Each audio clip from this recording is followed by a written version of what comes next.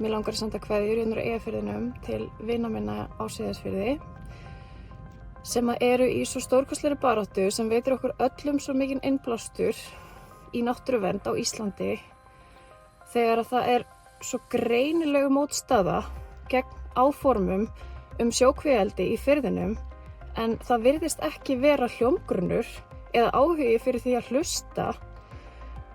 Það bara fær mann til þess að hugsa að þetta gæti átt sér stað hvar sem er, hérna í Eyjafirðinum, einhvers staðar annar staðar og það hefur bara aldrei verið mikilvægara að hlusta á fólk og því síður hefur aldrei verið mikilvægara að leyfa náttúruna að njóta vafans. Leyfum ekki alltaf þeim að ráða sem vilja græða peninga.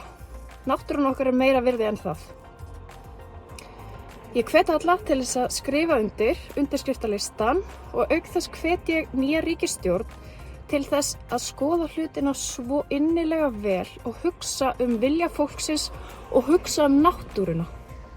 Náttúruna okkar, við fáum hann ekki aftur tilbaka.